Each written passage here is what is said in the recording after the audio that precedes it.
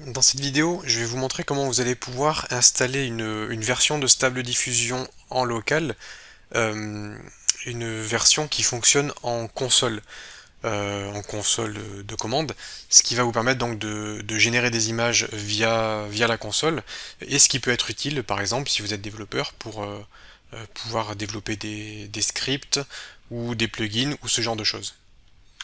Alors, l'outil fonctionne en ligne de commande, mais il dispose également, il propose une interface web.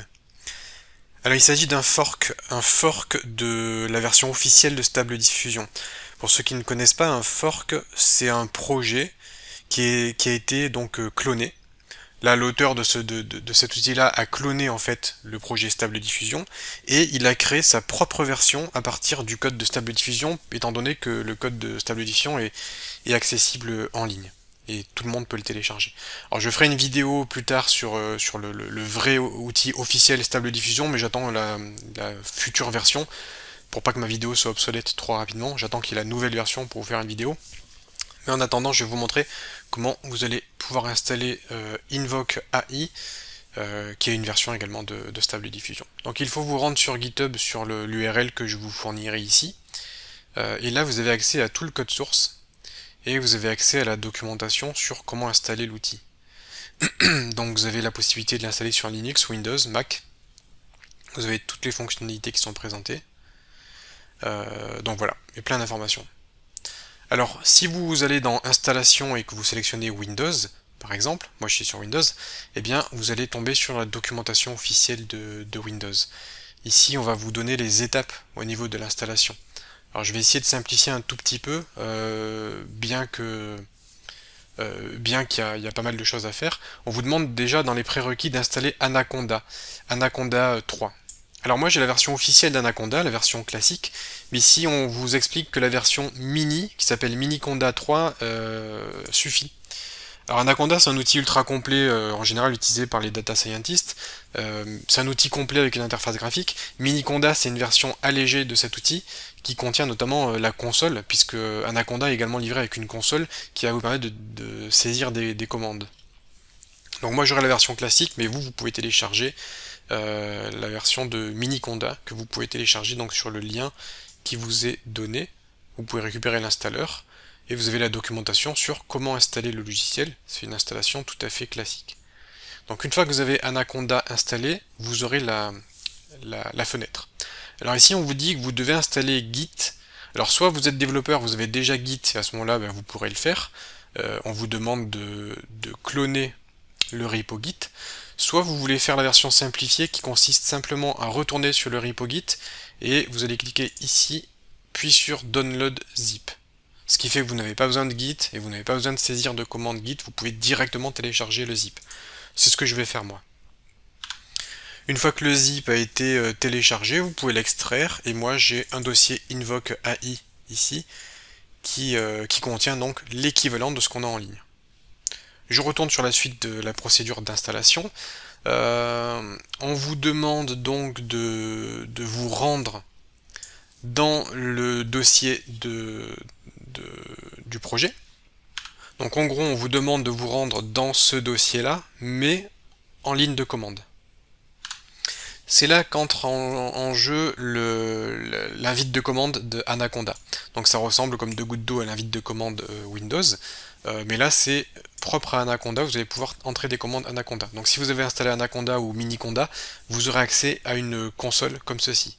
Donc là on voit qu'on est dans le disque D, du coup je vais faire D 2 points pour aller dans le disque D, puis je vais sélectionner tout ça, tout le chemin, et je vais faire CD, espace et le chemin complet, entrée.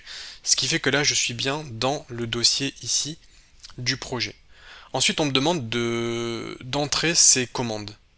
Donc on vous demande de faire un conda env create-f environment.yaml ici. Vous pouvez simplement faire clic droit copier. Puis on vous demande de faire un conda activate ldm. Vous pouvez également faire un clic droit copier. Alors moi je ne vais pas faire l'environnement puisque je l'ai déjà préparé. Je vais faire un conda activate Et je vais pas marquer LDM, moi je l'ai appelé LDM2 puisque j'ai plusieurs versions de stable diffusion en local et j'ai créé des environnements séparés pour chacun. Donc moi mon environnement s'appelle LDM2, mais vous marquerez juste LDM. On fait entrer. Et là on voit que je suis bien passé sur l'environnement LDM2 puisque ça apparaît bien ici. Ensuite on vous demande de lancer cette commande. Donc vous allez devoir lancer la commande Python script preload model. Donc en fait on va juste exécuter un script Python qui se trouve dans le dossier script et qui est le preload model. Alors évidemment il vous faudra Python pour pouvoir faire tourner tout ça en local. Donc vous allez simplement vous rendre sur le site officiel de Python, python.org/download, et vous allez pouvoir télécharger ici Download Python 3.17, vous allez pouvoir télécharger la version de Python la plus à jour, et ça vous permettra d'exécuter du code Python sur votre ordinateur. Donc je vais saisir la commande Python script preload model, entrer, et là normalement ça va précharger des informations. Bon, le temps que ça tourne, je vais continuer à regarder la documentation. Donc là on me dit que pour fonctionner, parce qu'en fait c'est une coquille vide, hein, l'outil c'est une coquille vide, pour fonctionner, l'outil a besoin d'un modèle. J'en ai parlé dans une des vidéos de la série, quand je vous expliquais comment fonctionnaient les intelligences artificielles qui génèrent des images. Je vous avais expliqué ça, qu'il fallait que l'IA avait été entraînée avec des millions d'images, et tout ça en fait, ces millions d'images qui ont servi à entraîner l'intelligence artificielle, c'est un petit peu comme une base de données. Et cette base de données, elle est contenue dans un fichier qui s'appelle pour l'instant sd-v1.4 ici, que vous pouvez retrouver sur ce lien là. Donc si je visite ce lien, je vais pouvoir voir le fichier stable diffusion 1.4, donc 1.4 étant la version de la base de données, donc ça se trouve ici, et vous pouvez télécharger ce fichier là. Alors il vous faudra certainement créer un compte sur Hugging Face pour pouvoir télécharger ce fichier là, mais une fois que c'est fait, donc vous pouvez le récupérer. Alors attention, cette base de données est très très lourde, elle fait plus de 4 Go, donc prenez votre mal en patience, mais en tout cas il vous faut absolument ce fichier pour pouvoir faire tourner stable diffusion en local. Donc là on vous dit de télécharger ça, et ensuite, donc là on vous donne des lignes de commande, mais moi je vais simplement vous montrer comment le faire sans ligne de commande, je vais essayer de simplifier le tuto au maximum. Donc on vous dit de tout simplement copier ce fichier dans un endroit précis. Donc si je retourne dans mon dossier ici, on voit qu'on doit aller dans modèle LDM, donc modèle LDM. On nous dit de créer un dossier stable diffusion V1, donc vous allez créer un dossier stable-diffusion-V1, ce dossier n'existe pas. Vous devez le créer vous-même, le nommer exactement comme ça, et là-dedans vous allez coller le fichier qui s'appelle sdv14 ici, et vous allez le renommer en modèle. Donc là, une fois que vous avez votre fichier modèle, c'est bon, on a fait l'équivalent de la commande ici qui nous a été demandée. Bon, entre-temps, le script a fini d'exécuter donc tous les éléments dont il avait besoin. Ça prend un peu de temps parce qu'il y a plusieurs centaines de mégas à charger. Et une fois qu'on a fait ça, on peut lancer l'outil tout simplement. La commande c'est python script /dream .py.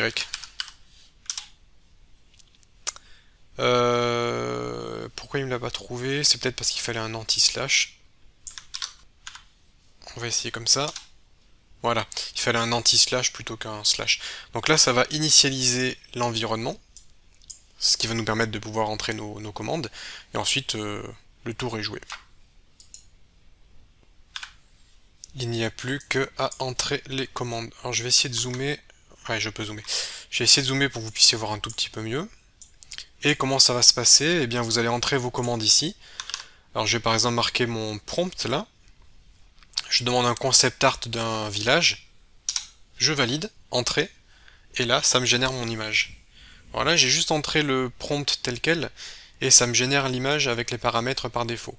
sachant que vous pouvez définir la taille de l'image, donc par défaut c'est 512 par 512, vous pouvez définir la finesse, donc par défaut c'est 50, moi en général je mets un peu moins pour que ce soit plus rapide, puisque je vous ai déjà montré dans une autre vidéo comment améliorer la qualité des images rapidement. Bref, vous avez la possibilité de modifier pas mal de paramètres, mais voilà, ça marche si vous tapez votre requête par défaut. On vous dit que le output a été envoyé là-dedans, dans le dossier output. Ok, on va aller voir ça. Je vais dans le dossier output, image samples ici, je double-clique, et là, mon image a bien été générée ici. Donc on voit qu'il y a un petit souci, enfin, comme je vous l'ai déjà dit, hein, les images en général il y en a beaucoup qui sont ratées. Et là on voit qu'il y a une coupure en haut et en bas, donc il aurait fallu régénérer une image pour avoir un meilleur rendu. Mais grosso modo, c'est ce que j'ai demandé. Là, l'image est pas mal. Si on oublie juste les bordures en haut et en bas, on a quelque chose de pas mal. Et si ça vous intéresse, vous pouvez regarder dans les logs ce que le logiciel a fait. Donc on voit toute ma requête ici. Et ensuite on voit que ça a été fait en 50. Donc j'aurais pu faire en 20, en 512 par 512, avec une valeur de 7.5 au niveau du scale. Et ça c'est l'algorithme qui a été utilisé. Puis là c'est la seed. Alors on peut faire la même chose. Donc je vais taper exactement la même commande. Et je vais faire espace-s20, entrée. Et là, ça va me générer une image avec un scale de 20, donc ça va être plus rapide à générer. La qualité sera un peu moins bonne, mais moi ça m'est égal, puisqu'après j'ai mon outil pour améliorer automatiquement la qualité des images. Et là, j'ai bien ma nouvelle image qui a été générée. Donc on voit qu'elle est vraiment très très simplifiée, puisque j'ai fait que 20 passages dessus, mais on a bien un village concept art comme je l'ai demandé. Donc voilà comment vous pouvez faire tourner le logiciel en local, via un système de ligne de commande. Alors il existe également une version web de ce logiciel qui permet donc de travailler dans un navigateur avec une interface, et la version web, pour la lancer, il suffit de faire un script dreampy-web. Donc là, comme ceci, on refait un Python script dreampy-web, ça initialise le tout, et ensuite ça va vous permettre de bosser en local directement sur votre ordinateur, dans votre navigateur.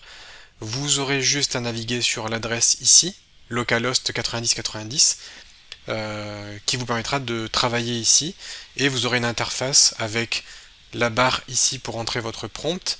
En dessous, vous aurez accès aux paramètres, aux différents paramètres. C'est peut-être plus pratique de faire ça via du visuel plutôt que la ligne de commande. Vous avez également la possibilité de donner une image en entrée pour faire de l'image to image plutôt que du texte to image. Et ça vous affichera les images ici, en version vraiment très très simplifiée. Et vous voyez que ça fait le job, et ça vous permet également de pouvoir profiter du logiciel avec une interface visuelle. Donc on va tester ça, je me rends sur le localhost. Alors moi j'aime bien être en dark mode, je me rends sur le localhost 127.0.0.1 ou localhost 2.90.90 qui est le port, et là vous allez pouvoir saisir votre prompt. On peut demander à générer par exemple 3 images. On va se mettre en 20 au niveau du steps.